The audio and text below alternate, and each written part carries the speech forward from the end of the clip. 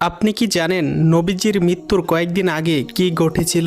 একদিন নবীজি বাকিয়া নামক কবরস্থানে তার মায়ের কবর জিয়ারত করতে যান। জিয়ারত করে আসার সময় নবীজির প্রচণ্ড মাথা ব্যথা শুরু হয়। বাড়ি ফিরে নবীজি জ্বরে আক্রান্ত হয়। নবীজির জ্বর একটানা 13 দিন ছিল। যখন নবীজির মৃত্যুর সময় ঘনিয়ে আসলো, তখন আল্লাহ তাআলা মালাকুল মাউতকে বলল, হে মালাকুল মাউত, তুমি কি জানো তুমি কার রুহু কবজ করতে যাচ্ছ?